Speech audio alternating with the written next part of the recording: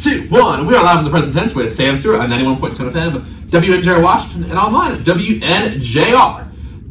With just 2 weeks left in the present tense season 7, we got a great episode lined up for y'all tonight. My guest from the WNJ water polo team returns to the show tonight after previously joining season 6 of the present tense, a junior from Granada Hills, California. Everyone, welcome back onto the show tonight, Sky Wald. Sky, how you doing tonight? I'm doing great, Cam. Thank you so much for asking. Well, I'm excited to have you back on the show tonight. So, listen, how have things been going? And right off the bat, I want to ask you, we talked about reading so much last time. Have you read any good books lately? I'm currently reading Chain of Thorns by Cassandra Clare. It's part of this series. What is the series called? It's called the Last Hour series. Okay. And it's the way this author writes her books, it's actually really intelligent. Because the first series she wrote is called The Mortal Instruments. And then the second series was sort of like a prequel to that one. It was called The Infernal Devices. And so it was like so the first series took place like modern day. The second series was like a prequel, came back in the 1800s. The third series, The Dark Artifices, came like a little like still modern day, but like after the first series had taken place, and now this third series is going back in time again after that first series, and it's like 1900 sort of era. So it's really intelligent the way she's like written these books. So it's really cool to see the connections between the characters and the family trees. And then also like the way she links the personalities of the characters through their families. Like you can see the same characters and stuff. And like, yeah, that's really cool. Now, have you? There's a series on Netflix called All the Light We Cannot See. Have you heard of it? The book is the same title, All the Light We Cannot See, by a guy named Anthony Doerr. It was popular a couple of years ago, but he wrote another book called Cloud Cuckoo Land. I might have to give it to you, or maybe you can rent it or something, on an ebook. And it's the same book is being read. It's like this ancient scroll in like ancient times, modern times, and a space in the future. And the three people are getting the lessons from this book that they find. It's like an ancient scroll. I might have to give it to you. It's like that sounds really cool. Yeah, and like the way you're talking about things that are connected and stuff. Like I think you might enjoy it. And you kind of led right into my point. We talked a little about this before the show about a prequel in a particular series. We talked about the Hunger Games. You haven't seen the prequel yet, I have not. We have not. We can't discuss it. We have not discussed the prequel on here yet. But like, I haven't even discussed the series on here yet. And I feel so lucky. Yeah. You've read the books. You've seen the movie. So like, what is it about that series that you think makes it one that's like stood out in the literary circles and the cinema circles? Like, it's just a really good story. I think because we have a genuinely strong female character. Now, not to bash any of the other female stars of books, but oftentimes you'll see that even though they're supposed to be like the leader, the star, they end up getting themselves into some sort of situation where they need to be rescued or they need to be helped. Katniss puts herself in danger to save her younger sister, which is already like very heroic, but she like very much holds her own, She was, I saw this on social media, and I think they put it best, is that she was a warrior forced to perform versus in the prequel. I've heard that, I don't know, the character is like a performer forced to become a warrior. Yeah, I think you'll enjoy the prequel. I feel like it's an accurate description, but I feel like that's a good point, because with Katniss, it's not like she's trying to constantly spread these like feminist messages or messages of equality. Like she doesn't care what the other male characters think of her. Yeah, she's unabashedly her. Yeah, and I think that's what makes it so special. It's like you see that she has like tough times, and she doesn't want to become this leader for the fame. And sorry if I'm spoiling it. They've been out for a long time at this point, but I think she's not trying to like make herself equal and make herself better. Like she already has the confidence in her own eyes. And it's like, I feel like the love triangle was really interesting. Did you, when you read it or watched it, did you think it was going to turn out how it did? I thought she was going to end up with Gale. I didn't think she was going to end up with Peter. No, I knew from the start, just because I've read so many books, it's usually the female lead will choose the underdog, just because it's like, I don't know, there's just something about the underdog, and I'm always one to root for the underdog, but I've never liked Gale. Maybe that's a hot take. Well, I didn't like him. Well, at the end he was like, yeah, we had to like bomb the people to clear the... It's like, wow, you killed her sister? Wow. Yeah. That's crazy. I did not expect that. I think the thing about the series, though, in general, and I think it's a good topic for discussion here, is like it's so relevant to today. The way we see reality TV, the way we see like people's lives, kind of like we like to look at people's lives on social media and like laugh at them and judge them. Like it's really relevant because our television, in a way, kind of reflects, and obviously not to the level of Hunger Games, but like I read a thing where Suzanne Collins, she was watching the Iraq War coverage, and she flipped to reality, and she's like, these two things are right by each other, and it's a spectacle. And that's what like in our society, we have like spectacles on the news, and it's made to get views. Like that's what the Hunger Games is all about. I mean, they're trying to get views. That's why they like that Peeta and Katniss get married. You know what I mean? Yeah. No, especially with like the rise of martial arts like MMA, fighting, UFC. You're literally paying to watch men and women beat on each other, and it's very similar to the Hunger Games, not as extreme, or in the majority of cases,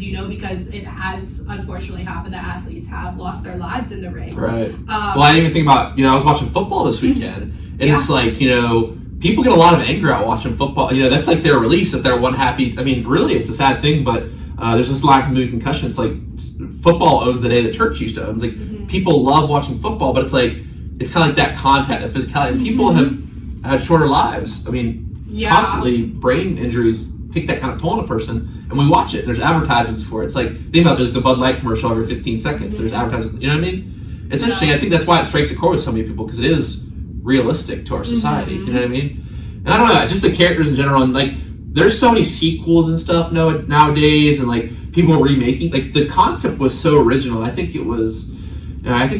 Now, why do you think? I asked Abby this on the way back from the prequel. Maybe we'll have a different opinion. But why do you think Snow? What do you think about the last scene in general, where she shoots President Coin with the arrow, and Snow starts laughing? What was your interpretation of that? It's like an act of rebellion. Like, I'm coming for you. Like when she shoots President Coin? I think it's like the first step towards, like... I think the rebellion wasn't finished until she was killed. Yeah. Because she wanted to do a Hunger Games. What'd you think about that? I was like, no, you can't do another Hunger Games. That was definitely... But that's the beauty of the story, is it's like... Yeah, you definitely didn't see that coming, for sure. And she was like, we're just going to do it, what they've been doing to us. But then Katniss is like, wait, as soon as you get the power... And she had been warned as well. Yeah, I don't know. And then Snow's laughing because he had like one final chess move. Yeah, it was... Yeah, I forget what exactly he said, but something along the lines of like, you think you're like better than me. Yeah, he's like, you don't realize you're being used. Yeah, no, it was good. I think the saddest death was, I'm blanking on the character's name. He was like with them. He was part of Rebellion, and he died in the last movie. Abby. Is it Finnick? Yeah, Finnick. I love Finnick. Oh my god, that was heart-wrenching. That was so sad. Heart-wrenching. And his wife. Whew. That was...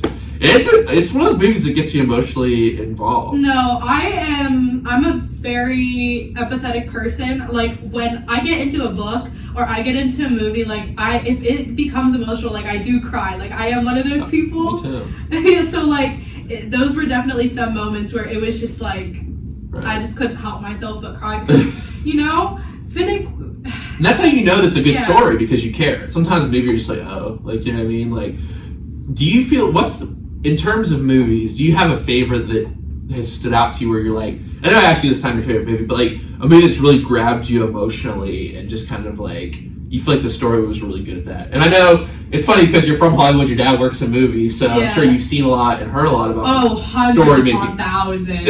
Hundreds upon like, some people tax write off office supplies. My dad tax write offs movies. Oh, really? Yeah. Wow. For research purposes, like he has to be in the know. Right. And I call it free movie season, but every year around like November, December, when like all the award shows are happening, like the following year, we get movies in the mail that we're supposed to watch, and he's supposed to vote on them, and that's how like the awards are counted. Oh wow! So he has some. So I call it free movie season. Wow! So is there a favorite of like in recent years that's won awards that you were like, it got sent to you, your dad put it on, you're like, wow, this is really good. There's been so many. I can't remember. I remember specifically I was having, because also like we're not allowed to show these movies to anybody. Wow. Like it's completely illegal. I'm like fanning out right now. It's so cool. Well, once you get into the film industry, that'll be you. Yeah. But you're not allowed to show these to anybody. You're not allowed to give them to your friends and family. And I was having like a little Secret Santa Christmas party one year, and like this dude came to the door 9-10 o'clock at night. It should not have been that late, and he comes in with Skywalker, and all my friends were like, can we watch it? And I was like, I'm sorry, dude, it's my dad getting arrested for you. But like, yeah, it's wow, definitely. But so he definitely, I've seen, like, as I said, I'm not even exaggerating, I've seen hundreds upon thousands of movies because he does need to watch them to stay in the know. I know it seems a little silly, but I mean, I get it, because the film industry. I mean, I'm trying to get into it, and you know, with sometimes like with my other coursework, I wish I could watch a movie. No, you know what I mean? But, that's going to be you eventually. Right. You will have to watch that Barbie movie. Right. You're going to need to be able to talk about it. Right. That's the thing about movies is I think there's so many of them, and the techniques people use. It's like that's the beautiful part of it to me is like how people take others' influences and kind of move them together and shape and shift them. And like you look at like the greats like a Steven Spielberg, and you're just like, there's a reason why so many people have loved his movies. You know what I mean? Or like someone like a George Lucas with the original Star. Like there's a reason why people love that. It's this connection. Like when he says, "Luke, I am your father." Like everyone knows that line because it's emotional. And I think that's what great stories do. It's the emotion that it connects. So if you wanted to see one thing more, you know, this is an interesting question. Like one thing more in maybe writing or Hollywood, just because you've seen some movies.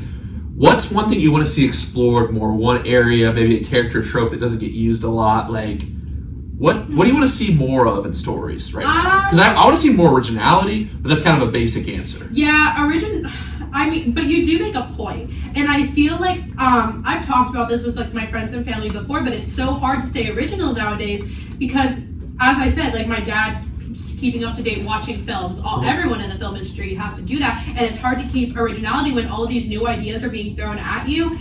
At a certain point, it becomes like, well, what can I make that is new? It feels like everything's already been done. Right, and that's the thing with like some of the. I think we were talking about like those dystopian kind of, and I can't speak to that Divergent series, but I know for Maze Runner, like it's like how do you even think like it's this unique moral situation? I'm actually doing my philosophy capstone right now on stories as well. So, you know, I love this kind of idea of telling stories that capture, you have to put yourself in like a different morality. It's like, what do you do if you're in the Maze Runner? What if you do if you're in the Hunger Games? You're like, and it connects you emotionally. You're like, what do I do in that situation? Even like the Marvel series, like, you know, or the Batman, I wrote about the Batman series. It's like, you know, in The Dark Knight, does he kill Joker? You know what I mean? And he has these moral conundrums. It's like, you put yourself in the shoes of the character. And I feel like if you don't have emotion, you can't do that. So I feel like some of these like new Marvel characters, like I don't know what your thoughts on that series is. I keep using that as an example because like the new ones haven't been as good. Like I would agree. I'm not the biggest Marvel fan. I'm very much in the fantasy realm, like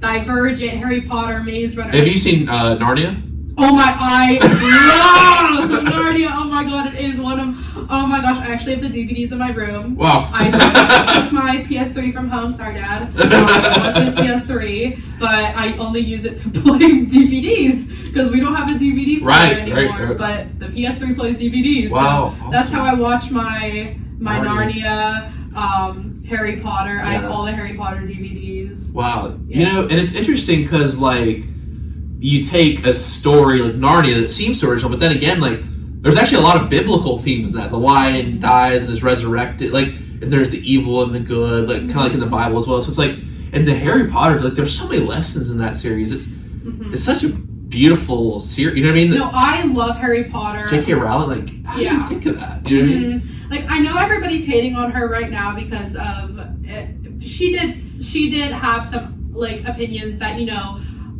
are completely controversial. Yeah, for sure. They're definitely debated opinions. Yes, they're definitely debated, but I don't think that should take away from her previous works because I agree. They're masterpieces. I agree. I mean, I'm such a nerd. I tell everybody I am a Harry Potter nerd, and I'm not afraid to like tell people that I love the books. I read each of them in a day.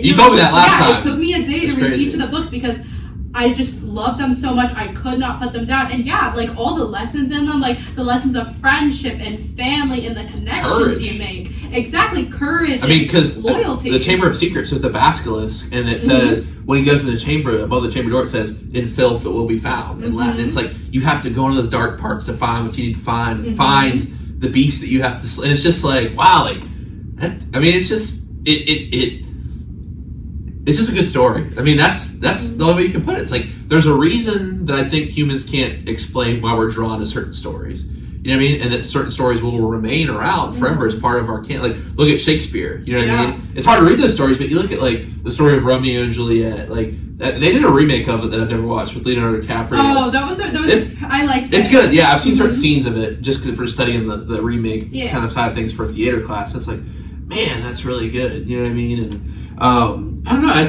I don't know if you're a fan of musical theater at all, but I had the same feeling watching Hamilton. I was like crying. I was like, you know, like, because you're like, wow, like this is emotional. It's unique, and I think you have the story, but you also have the lens it's told through. If that makes sense. Like, I think that's why, like, I mean, I didn't like the Barbie movie personally, but a lot of people liked it because it's told through a unique lens. If you like the story, but if it's told through a different lens of like, oh, this is just like a toy, you know what I mean? Like, it was unique. Now, and I don't like, and I feel like you agree with me on this, it's like, not everyone has to like every single story. No, I completely agree. I mean, that's why there's so many genres, because there's a genre for everybody. I'm a big fantasy person. My boyfriend's a big history person. I'm, not. Yeah. I mean, I think some things can be quite interesting. I mean, my dad just had me watch a little micro documentary on the History Channel, and it was about all the gold that's supposedly or not supposedly hidden in Fort Knox, and it was a great little micro documentary. It's funny. Parents always. I was sitting. My dad. I was like working on my grad school application. My dad and my mom are watching like this reenactment of Benedict Arnold. Like it's like military history channel 11 class where all parents, like, you know what I mean, especially dads, like they'll sit down and just plot themselves for the History Channel. No, I swear he prides himself on having watched all those like 24-hour Forensic Files documentaries. Oh, really? Because that's just what he's drawn to. And you know what? Quite honestly, like when I was younger,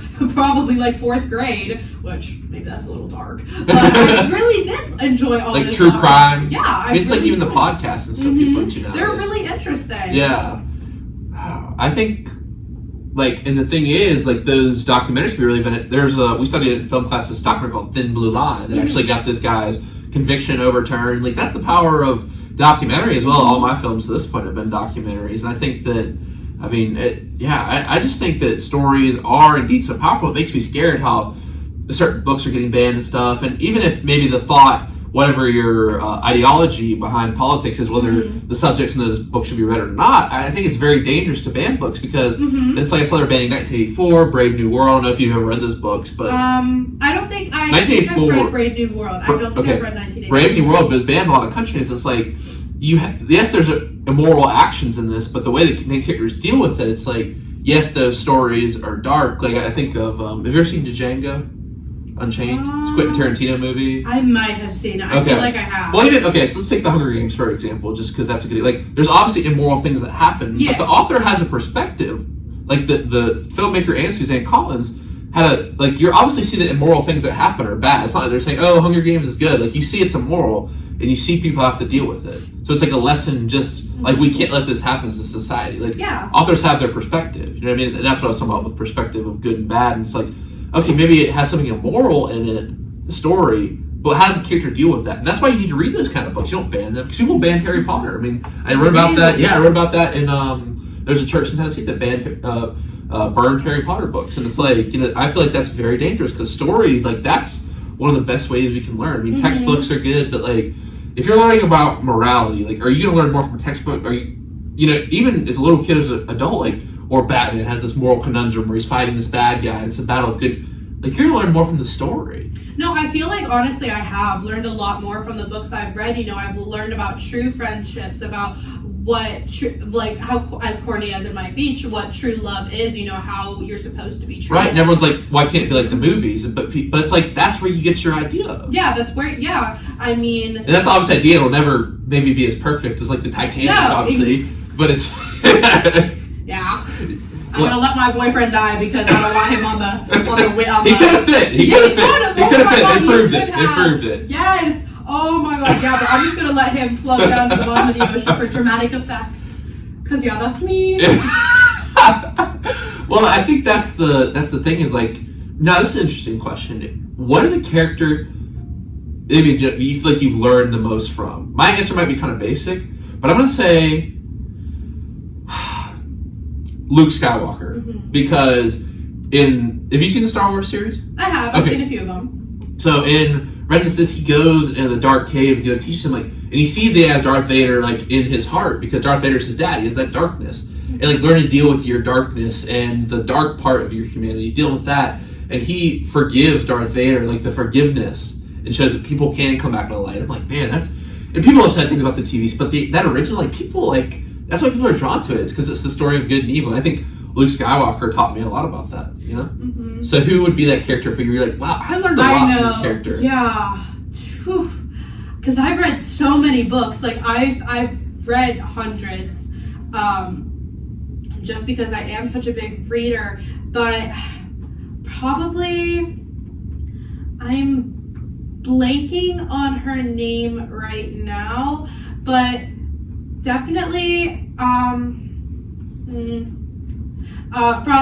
the Court of Thorn and Roses series, Feyre is her name. And what characteristics did you learn from that character? She's the main character in this book, and she's also, what I like most is her growth process, because she doesn't start out, like, she does start out as a strong female character. Her family is very poor, and her two older sisters, I believe she's the youngest, she has to provide for them. She's the hunter of the family because her dad's a cripple, he can't hunt for them, and her two sisters refuse to do it, so she has to take, as the youngest sibling, has to take on this big responsibility, and then she gets taken away to Fairy, this magical place, and she's basically a prisoner there. I won't get into the reasons why, but then, like, the prince she's with turns, sorry, any spoilers, people, but you know, but it's okay. Turns out to be very bad, but she gets kidnapped again by this other guy, and so, but it's like the process of her like becoming unbrainwashed, like it's sort of like a Beauty and the Beast sort of thing, like Stockholm Syndrome. I believe it's called. Interesting. Where like she was in love with the idea. You fall in love with your captor. Yeah. And then it's the process of finding herself again, and then becoming this like this great queen. So she's definitely very inspirational. Wow. So I feel like even in your own personal experience, you probably took something away from that. Like you saw yourself in that character. Mm-hmm, definitely. I've been through my share of hardships, and you know I've had to grow from that. So I definitely related to her with that. Wow, awesome. And I want to ask you next, you know, talking about that growth process, in this chapter of your own life, what do you hope that you learn from this chapter, that you get out of this chapter of your life? Definitely right now, learning how to deal with the hard times. Because as I've said, I mean, I mentioned some of the really bad things that have been happening to me, and they're not necessarily bad things, it's just really unfortunate that all these things that were happening to me were everyday occurrences, like my car breaking down, I needed a new transmission, my dog dying, I mean, he was 8, I mean, he was murdered by a coyote in the 2nd degree, but, I mean, you know, he was 8, he was probably gonna go soon, but it was unfortunate that he had to die then. My aunt dying, we knew that was going to happen for a while. My mom's appendix bursting, well, that was a medical anomaly. Your appendix shouldn't burst when you're like 40, 50 years old, according to the doctors, but hers did. My computer dying, like, how often do they're everyday things that happen. It's just, why did they have to happen so consecutively? But, you know, learning how to deal with that, I had to learn how to share my emotions with like my close friends and family, because I'm so used to bottling up all of these emotions inside and just pushing on, and that's, you know, becoming increasingly difficult for me to like function, like going to class and like doing homework and projects and water polo and work. You know, I have 2 jobs now, so it was like learning how to balance all that, and I was stuffing all of my emotions down. Like that definitely wasn't healthy. It can be a harmful thing when it's hard to like open up and like show vulnerability. And I think one thing that helps when you talk to other people is they share the stories. I mean, it helped me when I was going through some personal like tough times, or even when I go through a tough time now, and someone says, "Oh, I've been through this before. This is how I deal with that." Yeah, I feel like that's sort of a double-edged sword in a way. Like they're trying to help, but in that moment, that's not what you want to hear. Right. Or I guess maybe it just depends on your personality, but when somebody, I know that's always my go-to too, is like, don't, like, or maybe it's not, because... Well, it's interesting. This is an interesting concept, and I think if it comes from a place of genuine concern, I feel like a story will help you versus like it's like a get over it kind of thing. I've been through it. I did have a friend I'm no longer close with, or friends at all really, but whenever he would help me, whenever I was going through something, his tactic to help me feel better, which I know he didn't mean it, but it was, I have it way worse, so you shouldn't be upset about this. If you frame it like that, more so like, here's how I was able to deal with this, like maybe try this. And I think that's what helped me. And like, that's the reason why when you hear stories, it's not only from the people, it's like you read a good book or watch a good movie. And to me, that's helped me deal with a lot of things. It's not like to you, reading is like that escape. It helps you deal with things. Reading is definitely, it's one of my favorite things, and it is an escape for me. You know, sometimes, you know, when reality becomes too much for me, there's just so many different responsibilities I have to do. Like, I had a presentation due today. I have a presentation I have to do Friday with a paper and a summary. My partner hasn't been coming to class, so I've been doing it all by myself. I have another paper due on Monday. Like, it's just been really overwhelming, and sometimes you just need to take a break from that. Even though like it's so important that you get it done, you do need to take a step back and be like, I need to focus on something else. Because like at one point, it's kind of funny, I started making poop presentations because I couldn't figure out which format I liked better. And so I was putting the information on both slideshows, and I was like, Sky, after like 2 hours doing this, I was like, Sky, what are you doing? I was like, this is not very productive. I was like, you probably could have done a whole bunch more of this presentation if you hadn't been focusing on both of them, you know? So sometimes it is taking a step back, and that movie or that book is an escape. Just maybe like an hour or a chapter, you know, just to like put your mind somewhere else and then just let everything else go. Because I know when I read, everything else fades away and it's just what I'm reading. Like if my character is in Paris, all of a sudden I'm on the cobblestone streets and I can see the Eiffel Tower and there's a little bakery on the corner, you know? I can see all of these things. I'm there with the character. Wow. I'm no longer in reality, you know? I make my own. That is the beautiful part of reading. And I want to ask you, you know, we're talking about this kind of transformation process, and I can tell you were very introspective from the first time you came on the show, and, you know, I hear that tonight as well, that this kind of theme of you analyzing yourself, you're transforming, you know, you're learning how to grow. And I want to ask you, how do you feel like going to school so far away from your home in California, how do you feel like that's affected you as a person? And how do you feel like you've transformed? And is there a specific transformative moment you've had here where you're like, okay, I've really grown as a person stepping out of my comfort zone and traveling across the country? I was forced to, you know,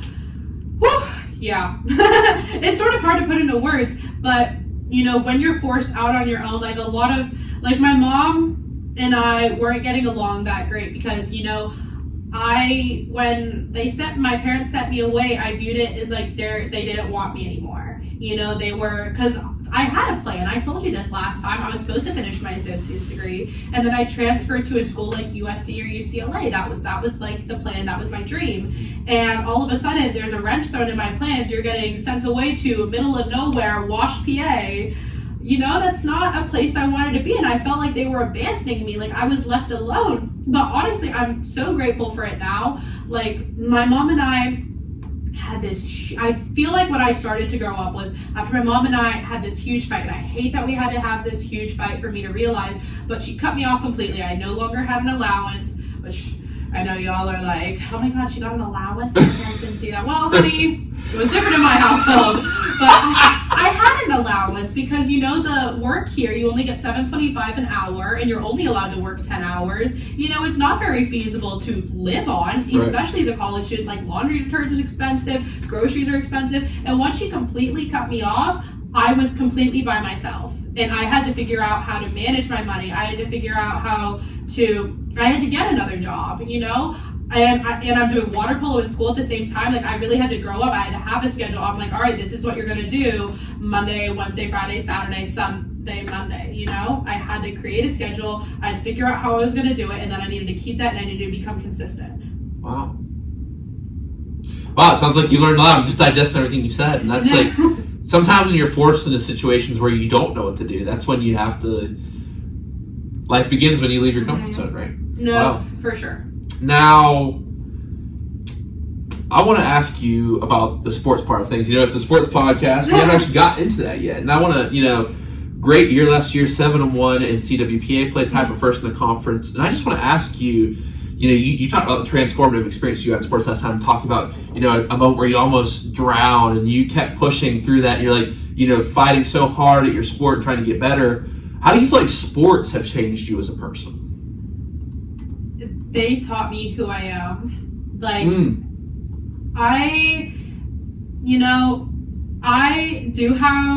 it's funny because I tell my friends this.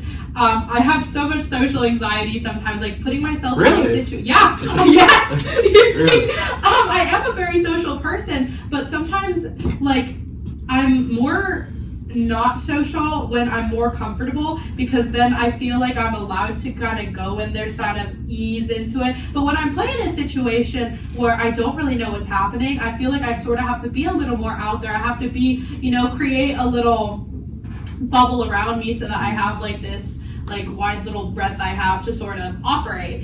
And I feel like that's sort of what sports was for me, especially water polo, because when I got into it, I didn't know anybody on the team. I didn't know how to play, and I was starting completely from scratch, and I picked it up right away. And water polo also taught me that I can be a leader, and I'm great at it. Being a goalie, I do have to call out plays from the goal because I can see things that my field players can't. I can say like, Makia down here on the wing, on the on the 3-4 side, or the 4-5 side, she's open. Or I can say, oh look, Sydney on the 1-2 side, like pass it to her. Or we get the ball, taken away, and I'm like, all right, so let's defense. Or when I have them on my defense, I need you telling them, okay, so this is my weaker side, I need you to defend this side more, versus on my stronger side, I was like, all right, I need you to veer more toward my weak side because I got the strong side. And then it's also being able to, because sometimes, I'm not able to get every block, and sometimes my shot blockers, they'll touch a ball and they'll tip it in on accident. And you know what? It's being like, it's okay. At least you touched it. Because sometimes that's, for me, that's enough. That means that you were right there. You have the proper technique. You're doing it right. You just need to adjust a little bit, So it's like, oh, it's okay. You were right there. Let's just move a little bit to the left or to the right next time, So definitely the leadership aspects. Now, for you, Sky, the kind of theme of this semester for me, both with the seasons having on the show and just in general, has been, why do people love sports? Why are people drawn to sports? So why do you think people love sports, and sports are such a big part of our society? Why do you love sports? I'm a very competitive person, so I love the competition, but I don't know, I feel like it's being connected to the game. That's why I love water polo so much, because I have such this deep connection. Because I joke with my friends all the time, and you probably say it before, I don't like the land sports. I don't like land sporting. I don't like the land sports. I joke with my boyfriend all the time. I was like, you playing lacrosse, it's your one red flag. I don't like land sports. It's a joke. I don't really care that he plays lacrosse. We're both goalies. I think that's really cool. Yeah. But I don't like the land. I was never very good on the land. I've done gymnastics, I've done dance, I've done karate. I was good at karate. You talked about that last time. My knee and my foot at the same time doing it. But, I've always been so much better in the water. And when I'm in the water, I feel like I'm home. There's just no other feeling like it. You play baseball. Like, you play baseball for a reason. It's like a calling. And you wouldn't still be playing if you didn't love it. Yeah. I love water polo, and it's a love I cannot explain, but I feel like I need it. Because if I didn't have water polo, like, I know sometimes on my down days when I'm just so stressed out and I just don't know what to do, I can always look forward to practice, because I know after practice I'm going to feel so much better.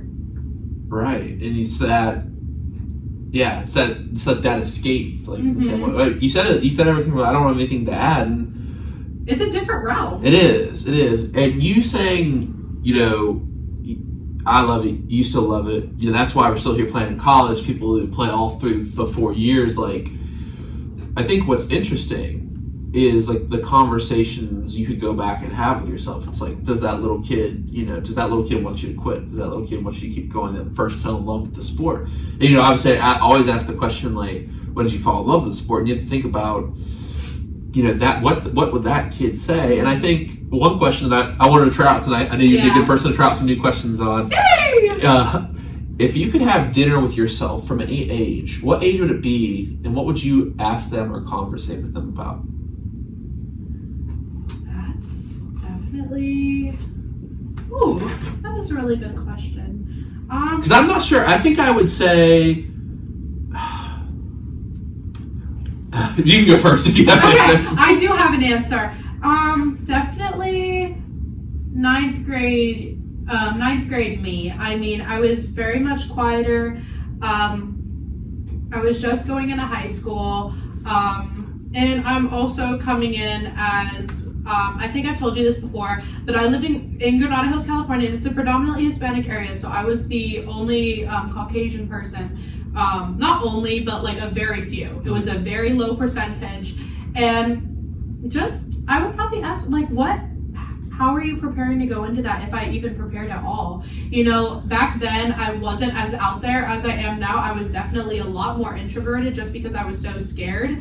And my little sister, I mean, she's Caucasian too. I mean, we're Asian. I'm white and Japanese, and so is she. But we had both very different experiences just because of how we acted and how, I was a little more reserved versus her being more out there. So Is she older or younger? She's younger. Okay. But if I had gone into it differently, I'd probably be like, just be you. Because my mom always told me that, just be you, and they're either going to like you or you don't. I tell the people this all the time, I'm an acquired taste. You either like me or you don't,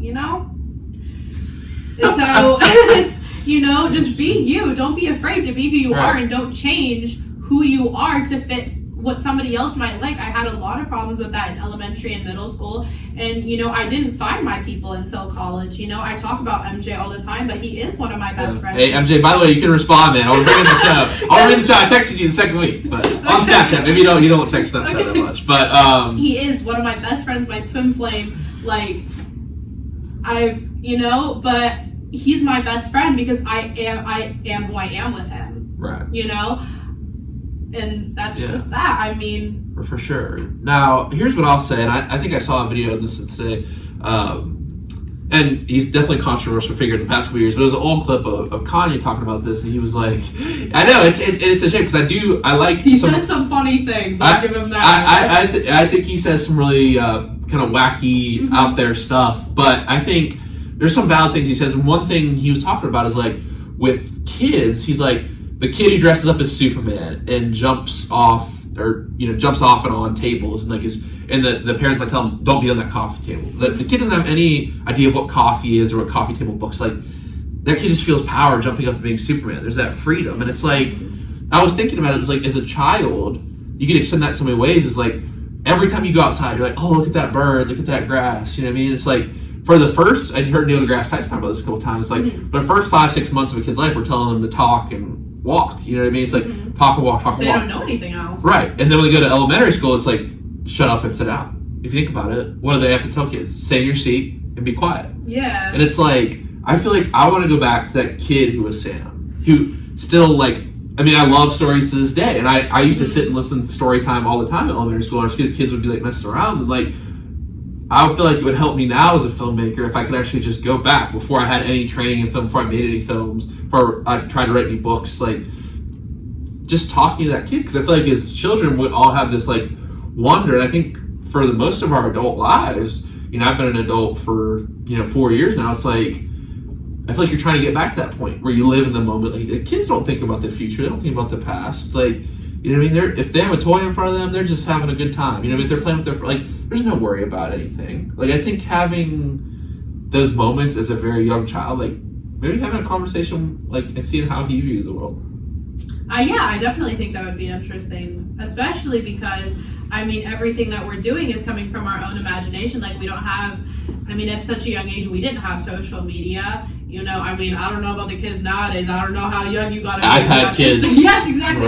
I don't know how young you gotta be to have Instagram or Snapchat now, but all we had was our imaginations, and like television, but and you could be anything your imagination wanted, right? Exactly. And now it's like you post a picture, and especially for girls is a problem with like, and guys too in a different way, but I think like girls, commenting on each other's and like the idea of like body image and like, talk about some of the PR classes here. You hear about it all the time. Like women's advertising, it's like photos are edited and stuff. It's like, how can you base your like you imagine you're gonna be this, gonna be that, but you see people who don't look like you who are edited. You know what I mean? It's especially with AI and stuff. It's like, how is this gonna pan out? Like, and it's like you have to look like this image, and it's like instead of comparing yourself to who you were yesterday and trying to reach your goal and trying to be this person, trying to reach a certain goal, it's like fitness or job or some kind of creative project. It's like, oh well, I'm not as good. That person's out there, and they're doing it better than me. But it's like I feel like social media kills the imagination.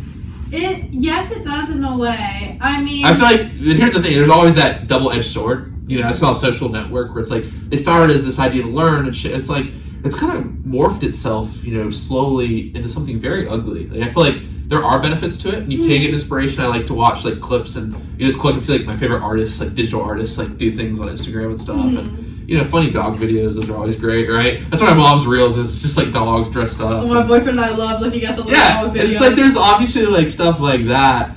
But like I feel like as a whole, like even with politics, it's kind of created some ugly things. It's like, do you really get satisfaction out of social media? Like I just feel like it depends, and I think it's a double-edged sword because people have made money using social media and like work as an advertiser. Like if everyone's social media got banned, like those people don't have a job anymore. So I don't want to sit here and say it, but I think as a whole, on the creative side of things, because I know you're familiar with that as well, like it's a negative. Yeah. No, I completely agree. I mean, I think it's also about how you view it. I mean, I've never had really negative interactions with regard to my body image or any other girl's body image. But maybe that's how I was raised, just not to look at that sort of stuff. Right. I mean, well, we had a girl, Maddie Heiser, at the poster session. She's talking about that. It's just been really detrimental for like things like eating disorders and stuff like that. I mean, I feel like, especially for people who maybe don't have the confidence of like the people surrounding them in their life, and they're like, maybe their parents or something don't give them that support. It's like you look for that validation. Because I feel like people are like, oh, you can't look for others' validation. I think you have to look for the right people's validation. It's like you should look for everyone's validation. You can't get validation for everyone, like you said. You know what I mean? Yeah. And I feel like to a certain extent, if you are yourself, I mean, I know for a fact I'm an acquired taste. You know what I mean? It's like people are like, I'm coming up to them talking about this radio show I got, and I know it can be a lot coming on, but it's like I don't need validation from them. I need validation from certain people I trust. You know what I mean? Yeah. I feel like as humans, you can't have no validation. You need validation from people you care about, those close friends. Like obviously, if like MJ or like one of your friends, or like I was thinking of my friend back home, Sky. Like if he says no, don't do this. This is a terrible idea. You're going to ruin your future doing this. It's like, well, I want him to agree with what I'm doing. You know what I mean? It might not be the end all be all, but I want his validation. Yeah. No, I completely agree with that. I mean, yeah, if, MJ has told probably many a time, even Riley has told me many a time maybe not to do something, and I'm a very stubborn person, so like... Right, but that thing is, life's all about balance, so it's like that independent thought, because of course you need validation from everyone. Like if George Lucas needed everyone to agree, like there was going to be the ship with this guy with a laser sword, like people were probably like, no, that's stupid, people around him. But I think if you have people that truly believe in you, you want the validation that like you can do this, you know what I mean? I think it's important to surround yourself with people like that, because if you truly have someone who cares about you, they're going to validate whatever idea you have. They're going to support whatever, and that's from a creative sense. Obviously, not any idea in general. Like, you know what I mean? Like, but if I'm like, I'm going to do this, I'm going to go to this school. Somebody like that's not good. But like, if I believe in it and I want it, like they're going to support it. You know what I mean? Yeah, I mean, not everybody likes Star Wars, so that like just proves your point right there that George Lucas didn't need everybody's validation. He just needed someone, and someone around him agreed with him, and good thing they did. Right, because now he's a billionaire. I was talking because Abby, like, she'd never seen it, but I was like, like who Luke is, like, and it's like he dreamed up that, and it's kind of like with Disney and everything. Like I said, we that could be a whole thing how he sold it, but the original films, like he dreamed that up in his mind when there was nothing like that at the time. No, yeah, I mean... And it's just, and I feel like you appreciate that too. It's like, someone like Suzanne Collins. Like, no one, if you ask someone before the book's about, like, what's a Hunger Games? Like, no, be like, what? Like, what do you mean? Like what's a lightsaber? You know what I mean? It's like, you bring that out. It's like, you believe in it, and it makes it happen. And I think that's like, what I appreciate, I think, about movies the most is like, and we keep going back to the Hunger Games, Star Wars, like, even the Avengers, Stan Lee, like, that's become so mainstream, but at one point it wasn't. You know, the comics weren't mainstream, and the courage they had to make that idea because there were people out there who were like, no, that's just dumb. Like a guy swings around from buildings and shoots webs, like that's stupid. But look, now it's like every little kid has a Spider-Man backpack. So I think that's the beautiful part, of the journey, the hard part. Yeah. That's sort of how I created my final project for my FYS class. I had monster culture, and I had a dream. Not like Martin Luther King. It was not that impactful. But it was, I had this dream, and it was, the younger version of Tom Riddle. If you've watched the movies? Harry Potter. Wait, Tom Riddle is Voldemort. But like the younger version of okay. So I placed the actor's name. Okay, gotcha. That he was like stuck in this mirror, and this mirror realm per se was a sort of prison for him. He was put there because he did something bad, and he was trying to lure this girl in, that came into this house with her 2 siblings, and they were, I don't know why they were living there, because I'd probably have to figure that out, but it was like this dark manor house in the middle of a cornfield, and she sees this mirror, and she becomes friends with the boy in the mirror, like the boy beyond the glass. Wow, what a great idea. Yeah. Wow, you mentioned that in a book. That sounds right up your alley, too. The thing is, like, you didn't try to do anything that was, like... It just came to me. Like, I don't think I could write fantasy like that. And that's not my story. But, like, the thing is, like, you gotta go for it. You know what I mean? It's like, certain people, I don't think I could ever make a romantic comedy. Like, that's not the kind of movies I really enjoy the most. Like, what kind of... I enjoy, like, stuff that explores kind of that darkness of human nature and has morally gray, not just like someone wants to make a lighthearted rom-com, like, or kind of something that's light and like colorful, like Barbie. Like, I like the neo-noir movies. Like, I like the darkness and exploring like what bad people do, what good people do, where the line is. And I think you have to play to your strengths in life, and it's like you have to do what you believe. Because if you don't, like, you're just gonna do something. You're not going to do what you want. You're never going to be happy. Because if you do, you're successful at what someone else wants you to do. It's like not going to be fulfilling. And I think money can't buy certain things that might bring temporary happiness. But I've discussed this with many people. Maybe it's a hot take. I don't believe that money can buy you happiness. I don't believe that money can buy you happiness. I think true fulfillment, you need something more beyond money. You can have the biggest house and live in it by yourself. You can have 12 jets. And yes, maybe those things bring happiness. But at the end of your life, you're going to be very lonely. Is it going to be fulfillment? And you can't. I mean, yes, you can buy friends, I guess. Like, but is that really what you want? No, you're definitely onto something there. I mean, money, I think it can buy you happiness to an extent. And that extent is once the shine has worn off whatever you bought. That's why so many girls have such crippling shopping addictions. Like the Stanley water bottle? That thing is ugly. That's a hot take. I don't like it. I don't like it. Well, also, it's like a weapon. It's like huge. Yes. But I mean, whenever we feel sad or we're upset, like I was just on the phone with my mom whenever my car died at the airport coming back from Thanksgiving break. My first idea was I want to go to the mall and I want to buy myself a little something as like, you just had this really bad thing happen to you. Retail therapy. Get a present. Yes, but that doesn't last. Once I've worn that shirt, I'm gonna forget about it until the next time I love thrift shopping and vintage stores, so I know how it is. Like, exactly. Yeah. Like, I'm gonna forget about it until the next time I wore it. So what really did that do to me? It cost me, $30 out of my bank account? Or more because of the gas it took to get there and back?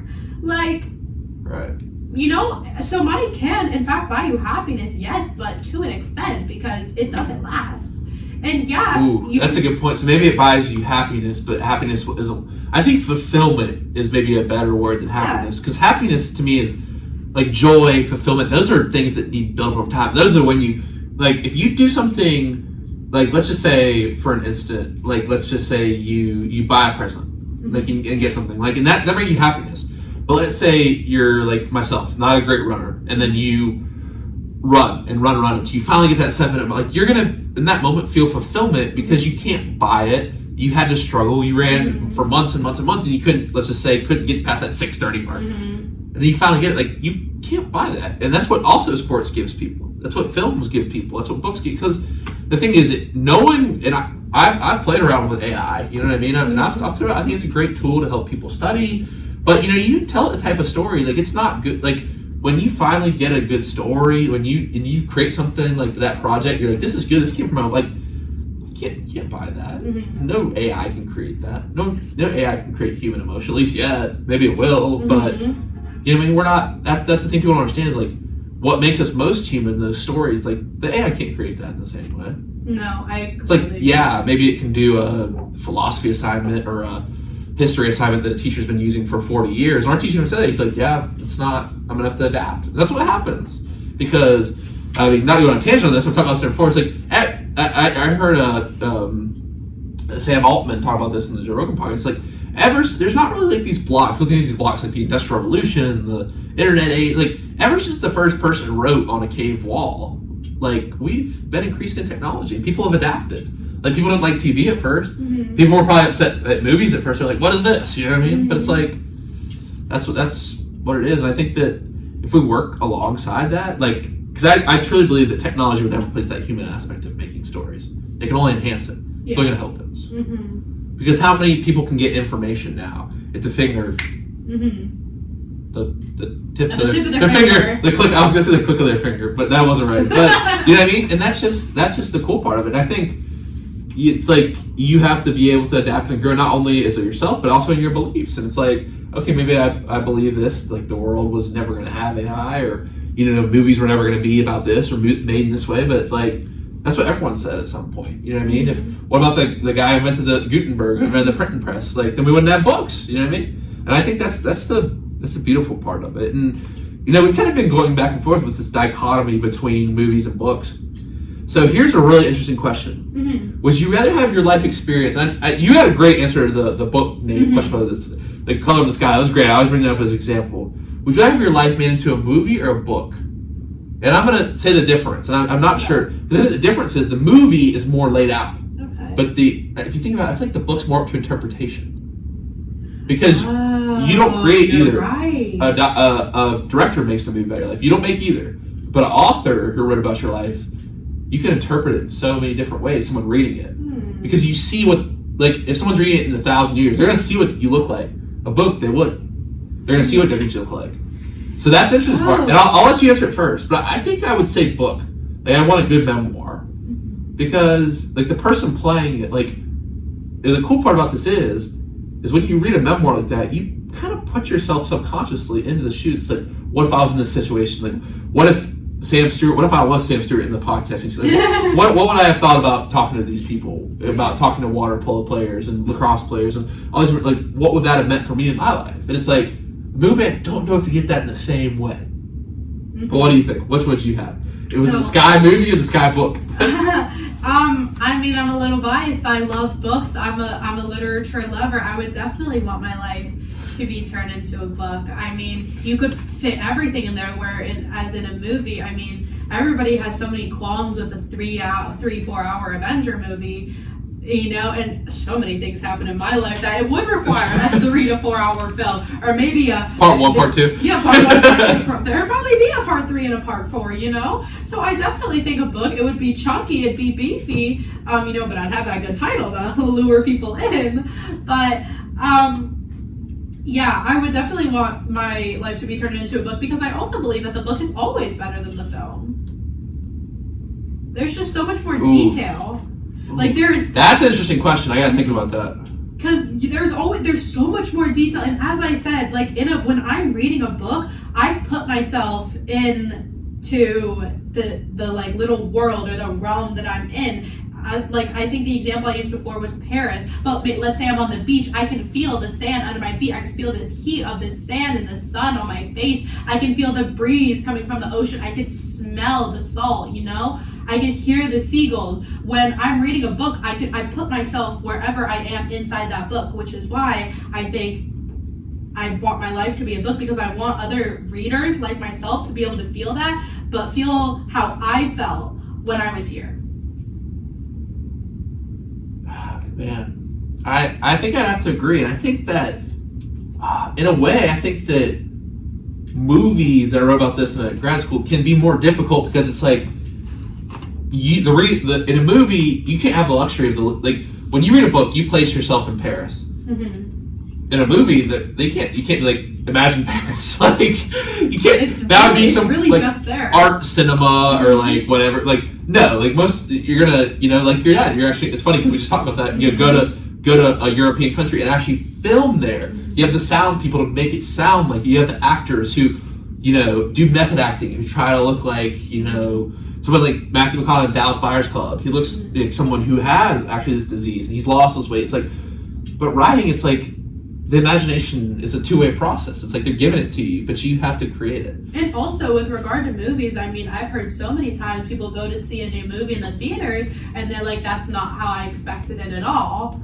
I mean, right. You know, that's the one downfall of films is, you know, as good as they might be. I mean, we're talking about my love for the Hunger Games, the Divergent series, the Harry Potter. I love all of them, but they look so differently in my head. Right, I never read the books, and I wonder what the experience would be like for me if I read the book. Because now I'd probably picture Jennifer Lawrence. Well, yeah. Because it's funny because I read the books and then I watched the Harry Potter movies. Or I hadn't watched the Harry Potter movies for many, many years, and then I decided to read the books and watch the movies. And it was a completely different experience reading the books before I watched the movies and then after I watched the movies. Because before the movies, I could see exactly who J.K. Rowling wanted all these characters to be. And then after the movies, I could only see Emma Watson as Hermione Granger. I could, you know, Daniel Radcliffe as Harry Potter. And that's funny because you see that, and then and I'll have to, I've been looking on this, for this great quote, that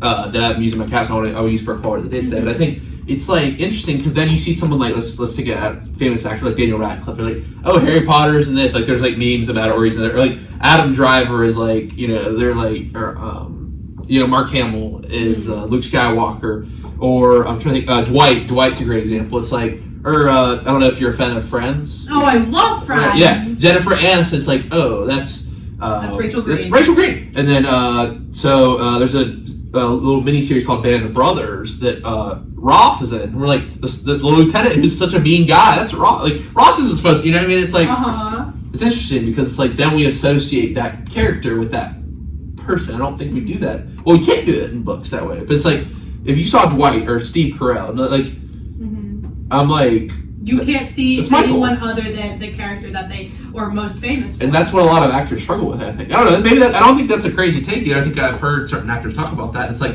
John Krasinski's done a great job of making himself like oh, he's been in like a lot of movies now. Like he's in 13 Hours. He's in Jack Ryan. Like so he's. But like if you look at, I don't know if I'm sure she has like Pam has been. So I don't even know like you know what I mean? Like that's Pam. You know what I mean? It's like.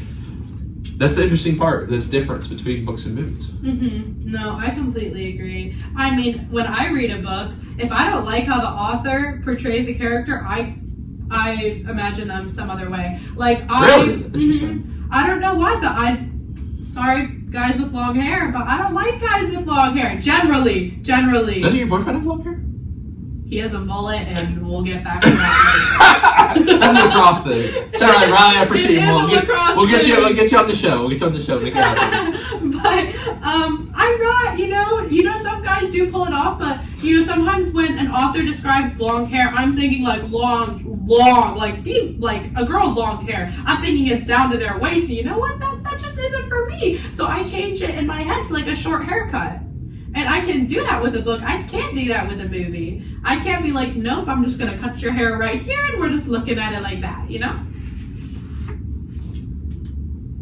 It's a very interesting question. Now, I think I know my answer for this question, but it kind of relates to the topic we've been talking about. But if you had $50,000 to start a business, what kind of business would you start? Ooh, wow.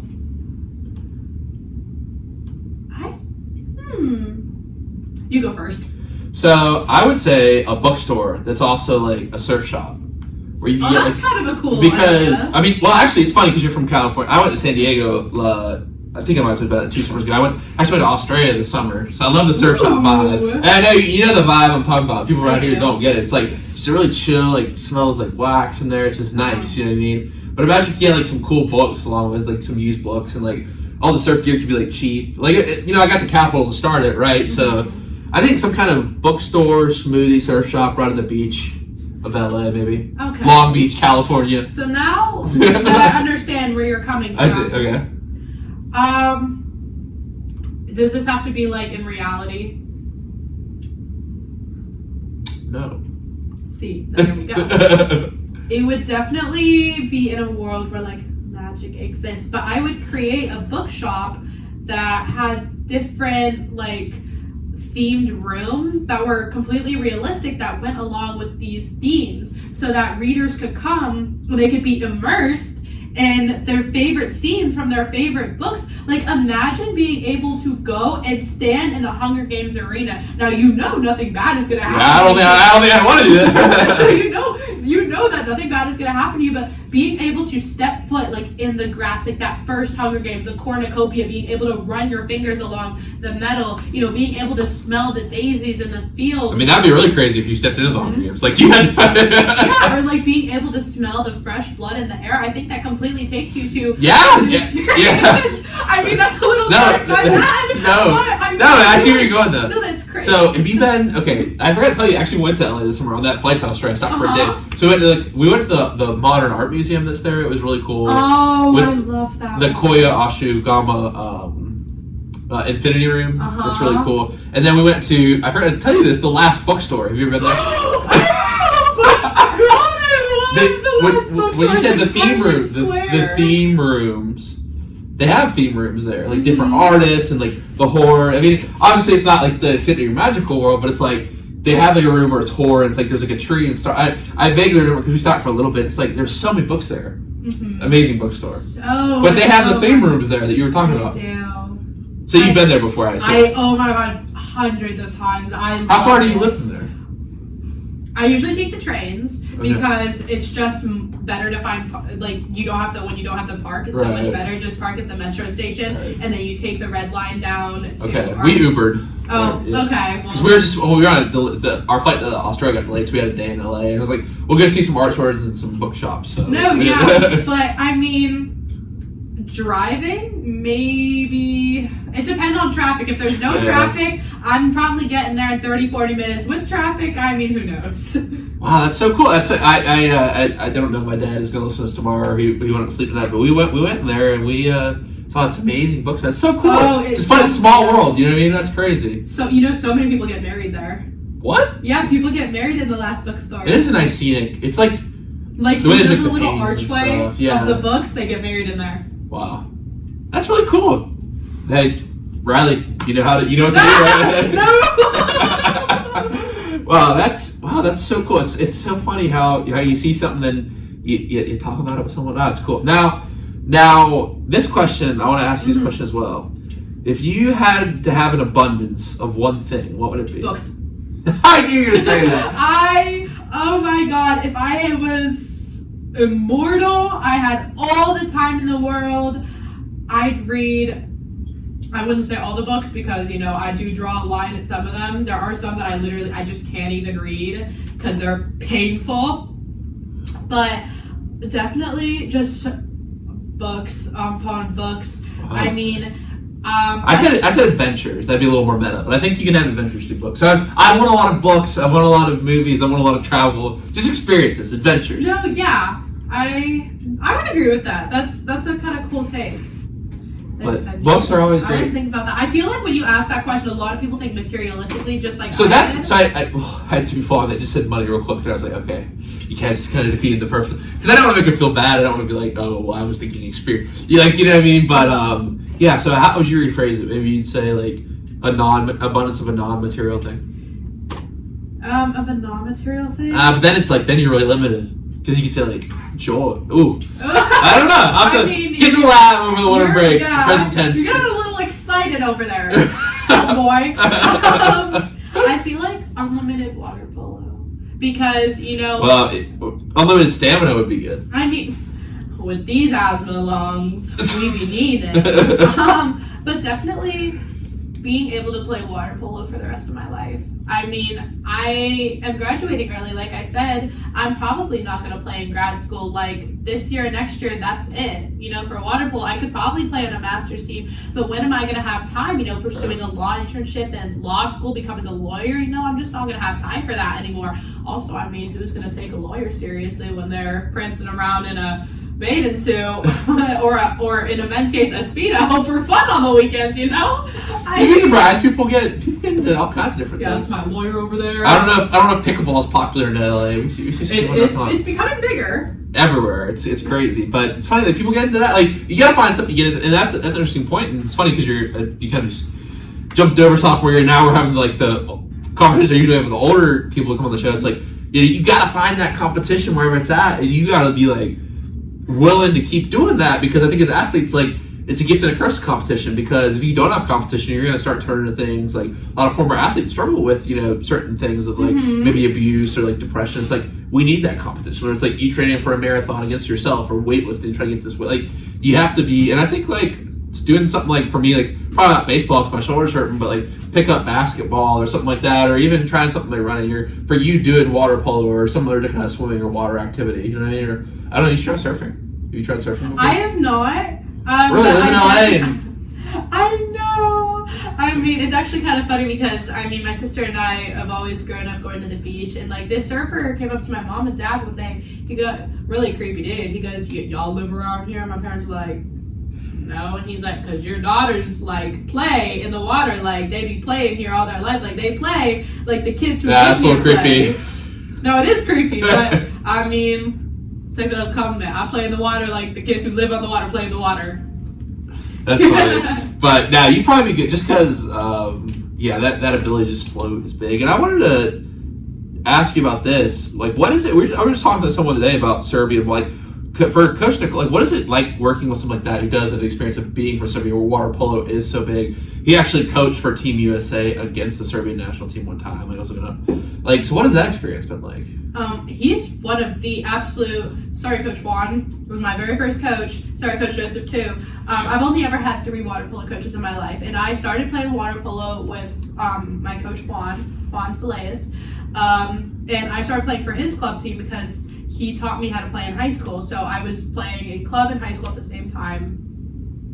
And, Joseph became his assistant coach, and then I came here, and it's just a very different coaching style, and he taught me, like, Juan gave me the basis, and I will always be grateful to Juan. Like, I love Juan. He's definitely a very important figure in my life. I sent him all my games. I asked him for workouts, or I sent him videos, and I'm like, what do you think of this? Or did you watch my game? Like, what do you think?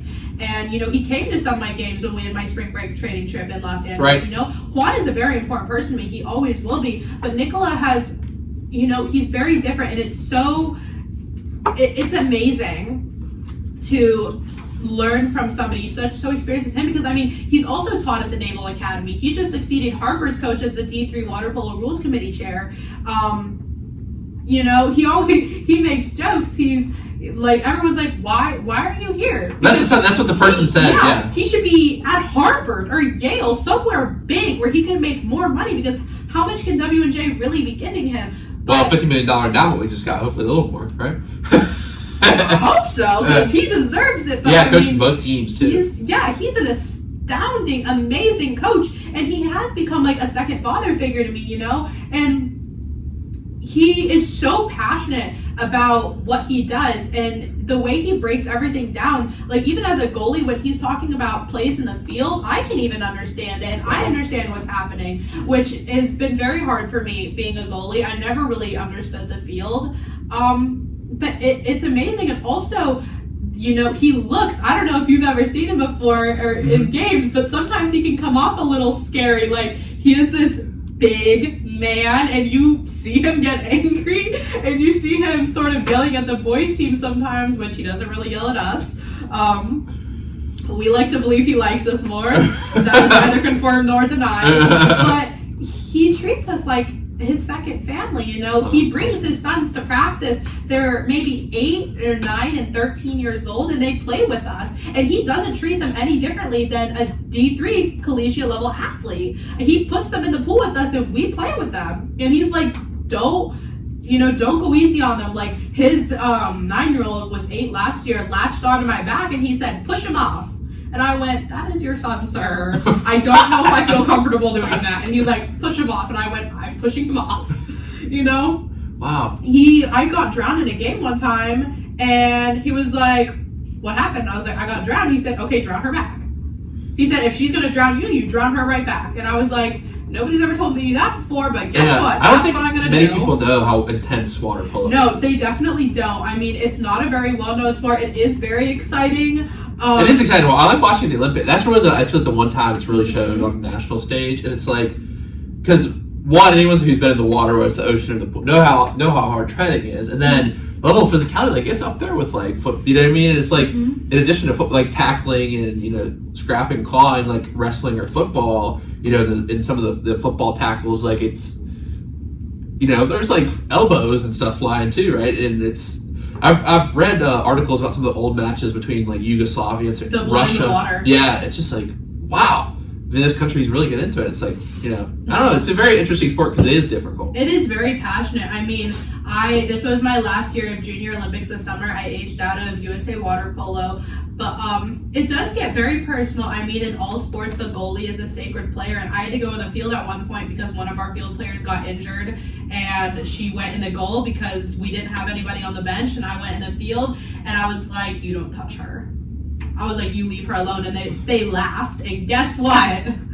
Oh my God, I did whatever I could to keep them away from her. Because, there's supposed to be fouls, but man, it's... No, I mean, if you've watched some of our games, I mean, there's a lot of calls that should be fouls, but they're not. I mean, for the boys as well, you're not supposed to hold suits or pull suits, and, one of my teammates last year, Jillian, we love you, baby girl, when she would make constant comments, she's like, these girls should win an Oscar for their performances, because they would, like, we call it egg beating, that's how we float in the water. Right. They would egg beat up and throw themselves backwards, so it looks like we're yanking on them and they're trying to get away. Wow. And I literally tell them every time in the water, I'm not afraid to say anything to them. I'm like, that's an Oscar level performance. Jillian, I got that from you. You should be like, my dad works in Hollywood. I know that. Exactly. But like, girl, like they are being completely over dramatic. There's actually this video. Oh my God, I'll have to find it and send it to you. It's wild. But we were at a game playing, I think against PSB at Utica. Up in Utica, New York last year, and one of the PSB girls completely, like, her butt came out of the water. She pushed one of my teammates, Makia, so hard that her bottom came out of the water, like gravity went like that, and you could, like, she pushed her down. No fouls were called. Wow. None. Like, the girl wasn't ejected, nothing happened, and then after the game, she was like, well, it was an accident, we were just playing the game. Girl, that was personal. I don't know what it did to you, but you have some issues. Wow. That's crazy. Mm-hmm. Wow. Thank you for sharing that so much. And I want to give you your trivia question now, and it has to do with the state of California this time. So, okay, maybe I might get this right. What is the biggest national park by land space in California? Is it Death Valley, Yosemite, Joshua Tree, or Sequoia? I'm not gonna know. Are you're not a hiker? As I said, not into the land sport. So that includes hiking. That includes hiking. Oh, dang! You have to take an educated guess. I know. It's tough because California is such a big state. Like those are all over California. Yeah, because before you said that, I was thinking the Redwood National Forest, but that was well. So I really do. I kind of get geeked out on the national park kind of thing. So national parks are actually different than national forests. Oh. Which is different from national monuments and different. I've read a couple good books. I watched the Ken Burns documentary series on national parks. It's pretty good. It's interesting. They're beautiful. They have a lot of them in California. So have you ever been to Yosemite or any of those? I have not. Right. But I'm not gonna let you dodge the question. So shucks. You have to get educated guess. Okay, so it was Joshua Tree, Sequoia. What was the other two? Joshua Tree, Sequoia, Yosemite, or Death Valley. Death Valley. Is it Yosemite? I'm sorry, that's incorrect. It's Death Valley. Really? It is. Vast desert. Actually, so the bottom, so I know it's classic, so that region of desert from Southern California into New Mexico, Utah, not as much Utah, but Nevada. I actually went to Las Vegas this summer, and the hiking out there is just beautiful. But yeah, so that area of Death Valley kind of runs through Las Vegas out into Utah, obviously. Is that a forest? Death Valley? It's a desert. It is a desert. Then how is it a forest? It's not a national. It's a national park, not a national forest. But what I was saying is like Redwood is national forest. It's just like different. My uncle works for the Department of Interior. There's different classifications. So like something like Gettysburg is also a national park, but it's a different type of national park in the way that say Yosemite is, and a different type of thing than national monument like. I don't know, like a lighthouse in North Carolina, like the Outer Banks Lighthouse, I believe, is a national monument, or like like a George Washington statue. So it's all different. But so, question: while we're on nature and things of that sort, what beach do y'all go to in California? Well, that depends. If you just want to go to the beach, like just to hang out with friends, I mean, I usually go to Santa Monica. If you want something a little bougier, something on the nicer end, definitely like Malibu or the Palisades. There's, I think, Point Dune. Do you have to wear a wetsuit in LA? Or do you guys not wear wetsuit? Or do you guys just, like, is the water cold? It's cold for California standards. Well, yeah, to me, if I went over there in the summer, it's still cold because the Pacific Ocean is just so cold. That's fair. I mean, I imagine you see some people with wetsuits. I do see surfers wearing wetsuits. Wow, LA, so cool. So, do you want to, for grad school, are you thinking Western PA? Anything about going back to LA? I gotta be to the ocean. I love Western PA. It has a place in my heart now, but I don't like the weather. And I don't like there's no water. Yeah, I love water. I can see you in Florida, maybe. Florida?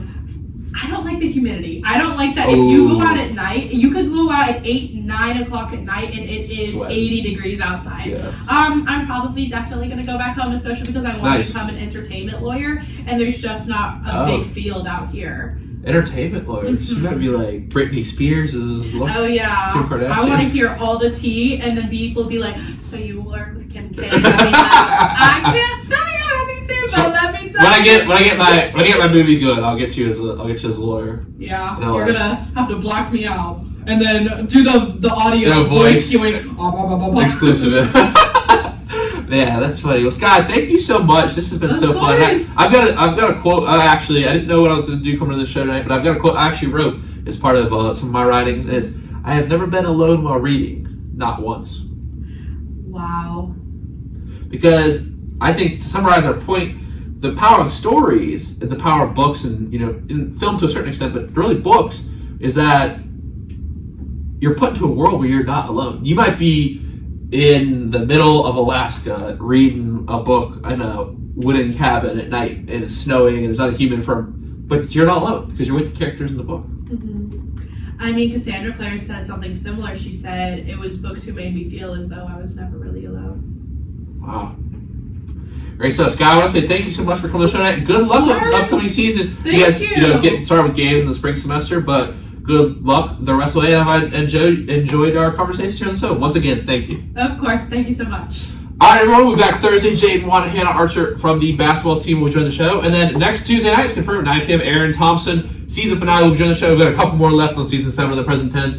Thank you, everyone, for supporting up to this point. I know it's going to be a great last 2 shows. Until then, everyone have a great night. Remember to live in the present tense.